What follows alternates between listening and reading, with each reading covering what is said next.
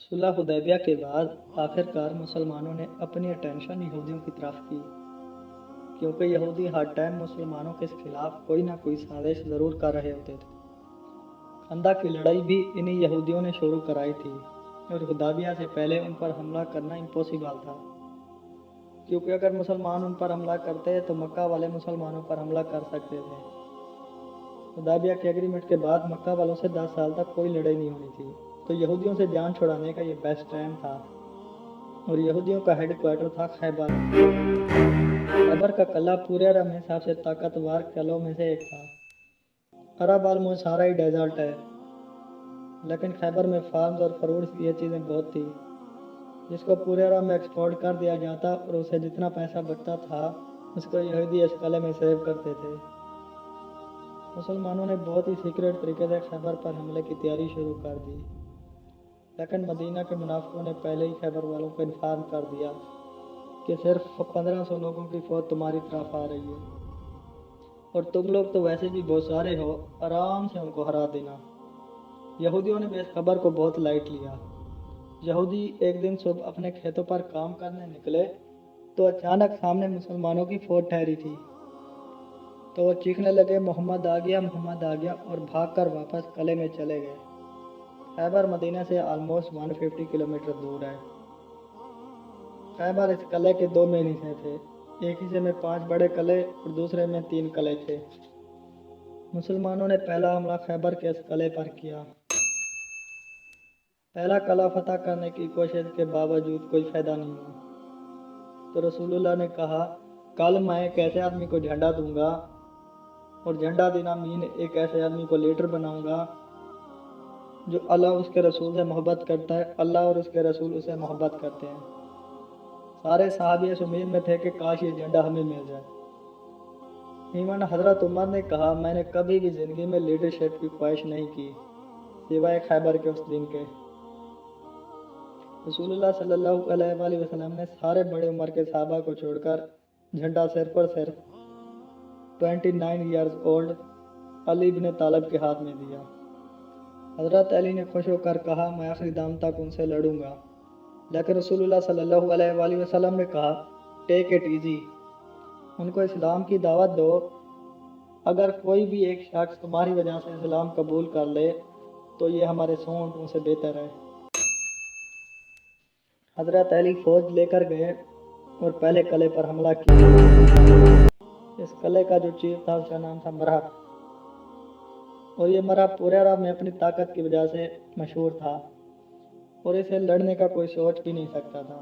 उसने सामने आकर मुसलमानों को चैलेंज किया तो हजरत अली उसके सामने गए और इजीली उसको हरा दिया, जिसकी वजह से हजरत अली पूरे अरब में एज ए वॉरियर मशहूर हुए।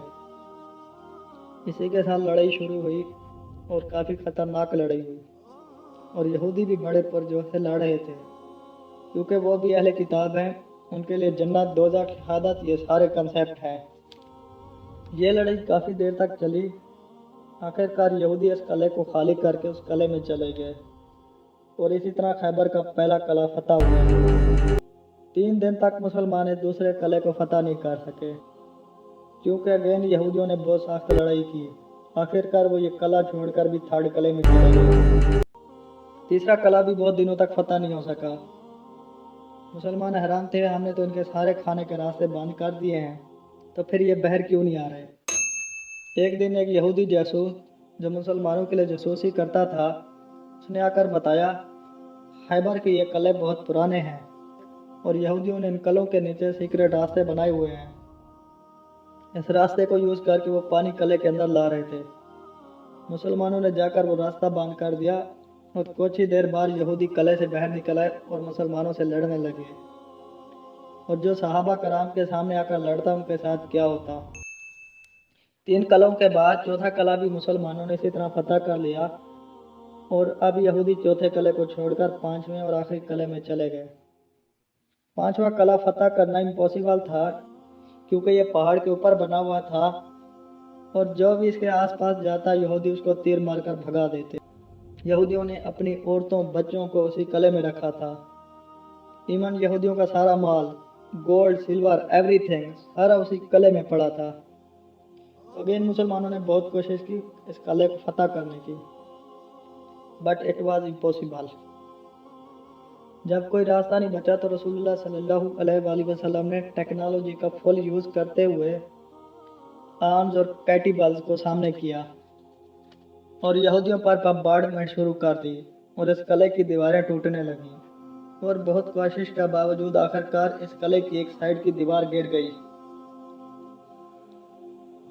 ये देखते ही मुसलमानों ने फुल फ्लैज हमला कर दिया और यहूदी औरतों बच्चों गोल्ड सिल्वर एवरीथिंग छोड़कर किले के दूसरे हिस्से में पहुंच गए। खैबर फतह हो गया। आखिरकार सख्त लड़ाई के बाद यहूदियों ने खुद को सरेंडर कर दिया और रसूलुल्लाह सल्लल्लाहु अलैहि वसल्लम ने उनको माफ़ कर दिया। लेकिन खैबर में जितना भी फूड और फ्रूट्स की प्रोडक्शन होती है उसका हाफ मुसलमानों को देना होगा, जिस पर यहूदियों ने खुशी से एग्री किया। खैबर से मुसलमानों को इतना गोल्ड इतना पैसा मिला कि ऐसा हुआ कि जैसे आज पाकिस्तान में अचानक ऑयल डिस्कवर हुआ हो और सारा कुछ बदल जाए। इवन हज़रत उमर ने कहा, हिजरत के 7 साल बाद फतह खैबर के बाद हमने पहली बार पेट भर कर खाना खाया। और जो मुसलमान मक्का से हिजरत करके मदीना आए थे उन सब ने मदीना के भाइयों को पैसे वापस कर दिए। खैबर की इस जीत ने मुसलमानों को अरब में एक गरीब कम्युनिटी से रिच और स्ट्रांग कम्युनिटी बना दिया।